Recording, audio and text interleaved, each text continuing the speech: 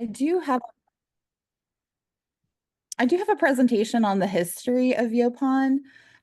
So Yaupon Holly was actually the center of civilization for a lot of indigenous people, dating back over 8,000 years ago. So there's actually I always get mixed up, anthropological site here in modern day Titusville that found human remains from the Timucua. It was in a bog, so all of them were preserved, and all of them were injured in some way, ranging from a teenage girl to an elderly woman. They had male and female bodies in the bog, and they all had remnants of their brain matter, not to get too graphic. Um, but in doing some research on that, they carbon dated those remains over 8,000 years ago, and all of them had Yaupon in their system. So they had theobromine and caffeine, and the only plant in North America that has both of those is Yaupon holly. So we know that it was widely used medicinally.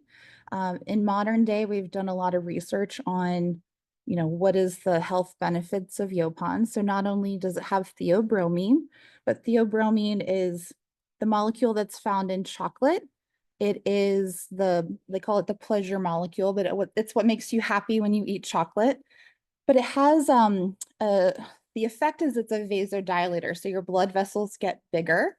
And so the impact of that is that the caffeine is not going to have jitters coming down. So you'll have awareness and alertness without kind of the negative side effects that other caffeinated products have. So it was traded throughout, obviously the Southeast United States by indigenous people. There's remnants of Yaupon found in Cahokia, which is about 400 miles from the nearest wild growing Yaupon. So it was transported throughout the tribes, and it was, kind of a heavy commerce product. Fast forward a little bit, the early Spanish explorers here in Florida were offered Yaupon holly. It's something that when you come into the village or want to make a big decision or welcoming people, you're going to start with a tea. The tribes were also using it as a way to get their braves hopped up on caffeine in preparation for battle. So um, uh, it was used ceremoniously. They would run through the woods, pull leaves, roast those leaves over an open fire, and then have a ritual that they would do where they would drink as much Yaupon as they possibly could. They would purge that and then go to war. You got to prove your manhood by how much Yaupon you can drink. So um, so the Spanish were drinking the same drinks, but they kind of took that ceremony and depicted it. And that was kind of the biggest downfall for Yaupon holly is those images and those lithographs going back to Europe. So the Spanish started exporting exporting Yaupon into Europe. It was known as a couple of different products. So it's South Sea tea, Appalachian. It just had a whole bunch of different names kind of coming into Europe. Sorry, I have customers coming in the front. And it became in the 1700s, you have Carl Linnaeus, who started the binomial nomenclature that I think we all know today. So he originally classified Yaupon holly as Ilex cassine, which was the Muskogee Indian word for Yaupon. But he made a mistake when he did that. So in the 1730s, both Yaupon holly and Dahoon holly got the same botanical classification from him. That mistake was later corrected in the mid 1700s by the royal botanist William Iton. He was under King George, and he had Yaupon holly growing in Kew Gardens, which is the royal gardens, for over 90 years. They knew what it was. They knew that it was used medicinally by the American Indians. And he decided to fix Carl Linnaeus's mistake. So when you have Yaupon Holly, you don't have tannin, which means that you don't need sugar. And at the time, about 10% of the British GDP was coming from the British East India Tea Company. So anything that competed with that conglomerate was a threat. They also lost the Revolutionary War, so they weren't exactly excited and thrilled to keep importing stuff from America. And so William Iton took it upon himself to fix the problem. And he changed the botanical name of Yaupon Holly to be Ilex vomitoria, which is what it is today. I saw that and I was like, that's the dumbest name. They got to rename that thing. That is Yeah. a fantastic story. Yeah. So the problem with it is because there is some historical reference to purging as part of like a ceremonial ritual before battle. Um, Changing the name it has a lot more thresholds to do that in today's world than William Iton did back in the 1750s. So we are living with Ilex vomitoria and telling the story of how great of a tea it is and how much of a risk it really was. But essentially, they went out to the British and said, hey, you can have the Queen's tea, which was a black tea imported from China and India. They would stop and pick up slaves on their way through the trade route. They drop those slaves off in the Caribbean in exchange for sugar. And now you're coming into Britain with sugar and tea, which is the Queen's tea, because you need the sugar to combat the tannin.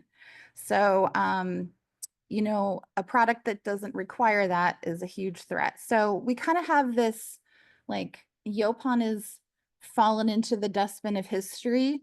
The tribes that were really using Yaupon as kind of the center of civilization died out through disease, and a lot of them, joined other tribes, and kind of their culture and their history was lost in a lot of ways. Um, so we have this product that has been essentially dormant for the last 350 years. And in 2015, my family was part of kind of a small group of people, Lou included, that started to revive Yaupon Holly production. So today there's probably, I don't know, 7 to 9 producers. Lou's one of the larger operations, but he's been doing it kind of the longest. So Lou's in Savannah. My family was part of one of the early ones here in Florida. And then there's another one that was based in Texas. So we kind of have Yaupon competitors really around the South. Um, all of them do kind of the same thing. We are a company that does blends though. So we have Yaupon as the base for all of our tea. And then we like to add other ingredients, including mushrooms from Jen. And the other producers do kind of more of a roasting technique. So they'll have different variations of roasting. So you can kind of get different flavor profiles that way. Um, I'll maybe touch on the health benefits because I know, Karen, you mentioned that you were looking for some. So Yaupon is a natural anti-inflammatory. It is an antioxidant superfood. It's ranked actually higher than like a blueberry is in terms of the antioxidants that it has. It has theobromine, which I talked about before, being a vasodilator. And it's really high in both polyphenols and flavonoids, which are types of antioxidants, but those are linked to the prevention and treatment of cancer. So Texas A&M University in Texas is doing a study specifically on colon cancer. And they've linked, Yaupon and the polyphenols to help prevent and treat colon cancer specifically. And then there is a professor here at Stetson University that's linking Yaupon to leukemia. So, killing leukemia cells. She's kind of at the early stages of her research. She hasn't gone into clinical trial yet, but in the petri dish, it's doing it. So we'll take it. It seems like a real positive thing.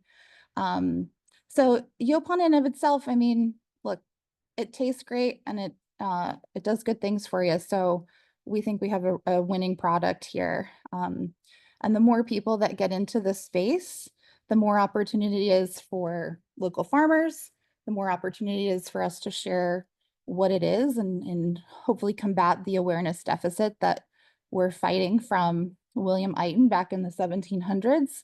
And yeah, that's who we are and what we do. And part of our sustainable agriculture model, which includes plant-based artisan products, I call them artisan because it's magic, right? We move those products into farm to institution programs. So we were able to tell the story, not as great as Shelley, my goodness, but somewhat tell the story enough that I was able to move quite a bit of volume into hospital networks and universities due to the antioxidant level and the polyphenols as well. So it's happening, but it was a real push. The reason I was able to do it is because it was a local program. Had it been a regional program, I think we would have a little harder time. We'd have to tell the story a lot. But because they were calling upon local products, we were able to slip it in along with the health benefits. I'm curious about the mushroom pairings. I just had a lion's mane tad this morning, so I'll be a little bit smarter tomorrow for it. But what do you what are you thinking about? I mean, I had I think it was a chaga injection in my coffee when I was up in New York, and it was surprising. It was like a B vitamin shot. You really felt that go through your body. What do you pair with Yaupon Holly? Okay, so I guess we're launching. Well, if I get my labels in today, we'll launch tomorrow. So sneak preview. Hey Donna, can you grab me the tin from the front? That's the tin from the front. I'll show them the tin. So we've created a couple of blends that are based off of the traditional food diets of people living in a blue zone. So from Okinawa, Japan, we select, so for blue zones context, that's statistically, they have the most centenarians, thank you, per capita, and people are living in general longer, happier, healthier lives. So what is it about their diet and lifestyle that kind of leads to that longevity? So what we did was we looked at kind of their traditional diets and we created a mushroom turmeric. So this has a Yaupon Holly base with a mushroom turmeric, bitter melon, and a jasmine flower. Launching tomorrow. So, Oh so, my goodness, I love um, it. so our vision is to source local as much as we can. We want to support people in the community that are doing great sustainable things. So, that's where we got partnered with Jen from the shiitake, perspective. So we'll do shiitake in that blend. We also have one from Icaria, Greece. So this will have Greek mountain tea, rosemary, sage, and oregano in this one. So a little bit more on the savory side. But those are the two launching this week. So more to come, more to come, more to come on that. I love it. There was a company that I was helping late last year called Caju Creamery, and they use cashews rather than milk in theirs, but they have flavors like baklava, just Cool. incredible flavors, and they don't Yeah. have normal flavors. And I love where you're going with this because Yeah. that really made them stand out. Yeah. So we'll see how it goes. It's our first foray into loose leaf as an offering. Right now, we have 5 blends that we produce. They're all in tea bags, natural fiber tea bags.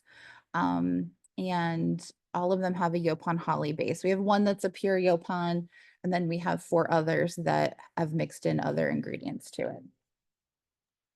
So, well, Shelley, number one, I appreciate your stepping into the breach here and giving us some background on this. I think you were just thinking you're going to be an audience member and ask Lou a few questions, and here you lead the discussion. So, first of all, thank you so much for that. But number two, because you did that, what is it that the audience, whether they're here now or view this later, or we talk to them, what is it that someone can do for you that would really help you out right now?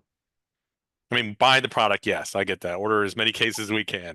Uh, Getting your wallet out is a great start. You know, for us, it's about awareness. I mean, we want to make an amazing tasting tea, first and foremost. We will always want to do that. But for us as a business, what we want people to know is how we go about that really matters to us. So Jen had kind of given me a little preview about it, but we hire second chance employees to harvest for us. Everything from our operation is harvested by hand. That will always be a part of our business model, even as we scale and grow with farmers. We'll always have a place for those people to find employment. They earn a living wage. They get the autonomy of working when and how much they want to. And then our production facility is actually a job training facility. So I have seniors who are looking for community. I have second chance employees. I have high school dropouts that are part of a job training program. So they're getting their GED and learning job training skills. And we have both physically and mentally disabled individuals that work for us. So it's one of those really smorgasbord teams that you'll see. And we're really proud of that. I mean, that's going to be part of our mission, is to use tea as a mechanism for doing good in the community, in addition to engaging with local farmers to introduce a local sustainable crop that is an economic opportunity kind of year round. So the more that we can spread the word of, hey, this is a local caffeine alternative that's out there, that is a win for us. So whether you get from Rise Yaupon or from Lou or, you know, the other Yaupon producers, like, that's a win for the entire industry, in my opinion, because it's so new. Yeah, just help us spread the word. I love that. Rising tides lifting all the boats, as they say. All right. I'm gonna, if folks in the audience, Paul or Jonathan or Karen, Charles, if you guys have any questions, please feel to unmute yourselves and ask away. I'm just curious in terms of adoption, like right now, how big is the market, the end user market for consumers of Yaupon-based products? Like, I don't think this is a category that's covered on like Zoom info right now. Right. Can you give any flavor for number of people, amount of revenue, whatever metric applies? Sure. Well, the UST market, we import 250 million tons of tea from abroad every year. So for Yaupon to take even 1% of that, you're going to need, I don't know, over 1 million pounds of Yaupon leaves produced each year. So there's a lot of opportunity for really anybody coming into the market because it is so new.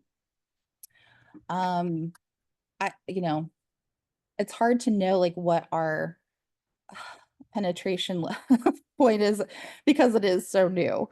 It's only been around since 2015. So I think, there's been some wins, like Whole Foods named Yaupon as the #1 food trend in 2023. There's been momentum on that front to just, address the awareness deficit, but the industry is really, really tiny right now, and there's a lot of runway ahead of us. Is it following an arc of other, introduced infused products that have been out there, or is it just too early to tell? I think it's still too early, to be honest. I mean, the closest that we have in modern day is probably Yerba Mate, which I think is still, on the upward trend of getting adoption here in the United States. But I think, especially with the new administration, with tariffs coming in, there is going to be more of a demand for local. And the only option for a caffeinated local is Yaupon. Is there any regulatory hurdle, or like, is this generally regarded as safe? Yep, we got GRAS certification. Yeah. And there's no psychoactive effect whatsoever? Nope. Now, Yeah. if you put it in your peace pipe with other things, then it might if you- contribute to that. Yeah. I mean, Lou does have some that are mixed with CBD. We don't, right? But you're not going to get the psychoactive from the Yaupon part. It's just like the scotch and water. That water Yeah. gets you every time. Yeah, yeah. It's the rough part of it. Exactly. So, Well, I do, Jonathan, going back to your question, because I've been dealing with novel plant and protein production for almost a decade now on the finance side and the investment side, I see the arc of these things and where they go, where we are in the creation of the bubbles. So I'm watching the seaweed industry right now burst completely, and I've been tracking insects and they started, and all the micro macroalgae too. So where we are in Yaupon is we are super early. But the lane is so vast and wide open, and so many of the probabilities are leading to a good outcome for anyone in this field, as long as the original folks can get along with each other. I think that acrimony that hurt cultivated meat, it hurt the insect sector, it hurt the seaweed sector. That sort of, all things are mine. If you think about how the Dutch florist and the horticulture industry there has thrived, it's because they share and they collaborate because they know that rising tide is going to lift all the ships. So that's one of the things I'm going to keep an eye on, is how collaborative they are now, how collaborative they can be in the future, and that's going to indicate how fast this gets out into the general market and what have you. But I'll shut up because I'm sure Paul is over there dying to ask a few questions as well.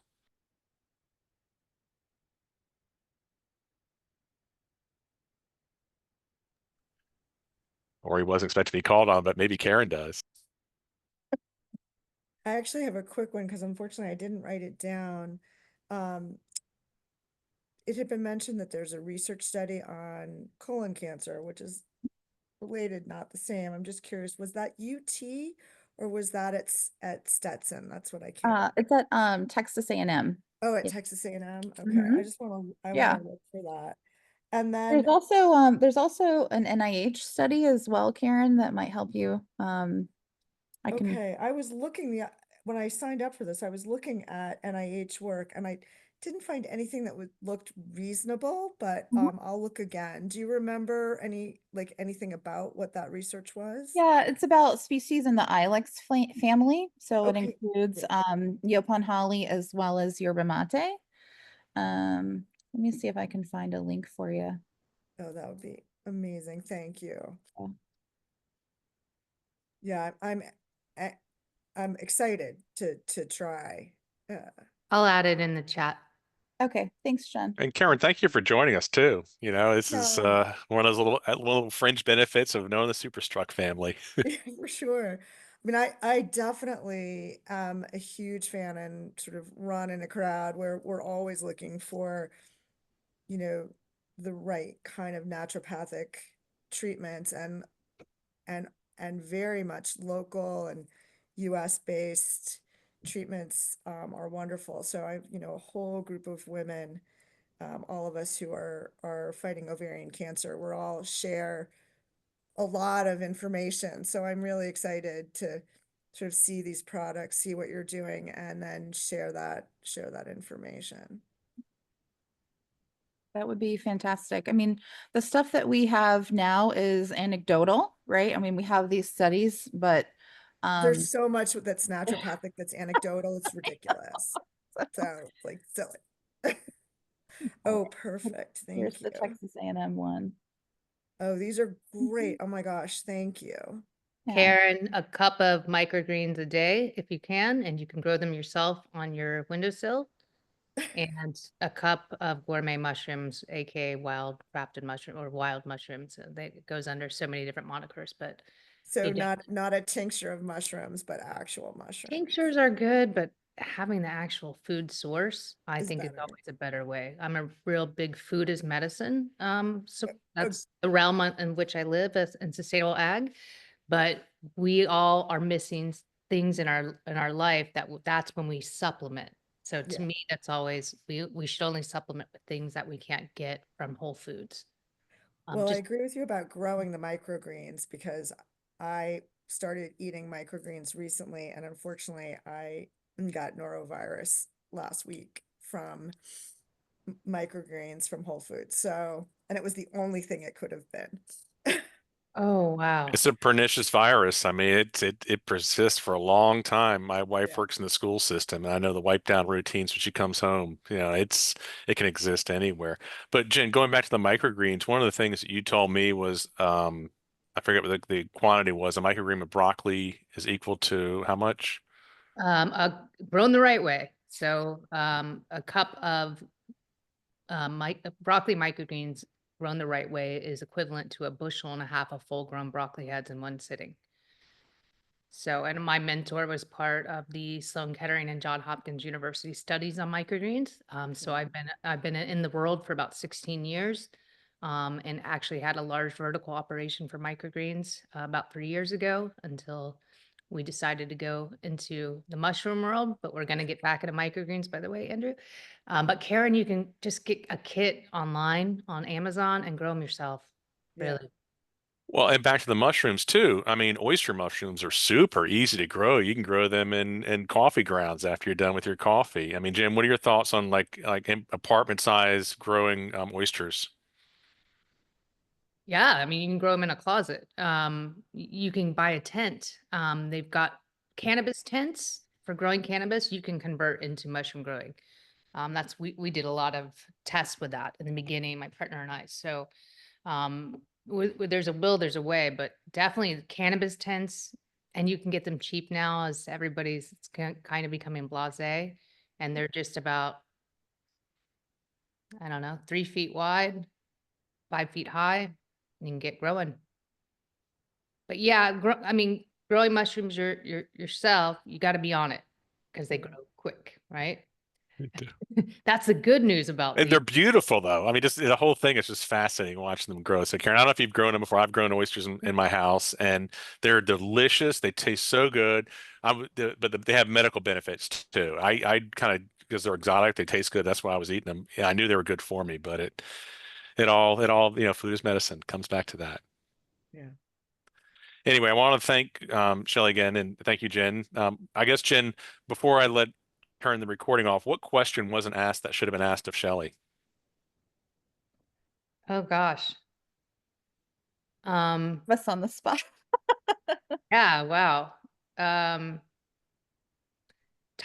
I would go back into the model, the beautiful model of which they have. And one thing she hasn't even mentioned is they are family owned as well. Yeah. Yep. So we're a women and veteran owned business. So it's me, mom, and dad, and our farm partner. So we're small but mighty. So, I love it. Can we have links to both of your companies, please? Yeah, sure. I put Rise Yaupon in, and I'll put mine. Okay. And for everyone listening, I will share those with you if you ask me nicely. Anyway, Shelley, thank you so much, Jen. The audience that came here to hear Lou, we got a fantastic presentation. I just love scrappy people that stand up and take the microphone when needed. So, Shelley, thank you so much. Well, thanks for the opportunity to share about what we do. We appreciate it.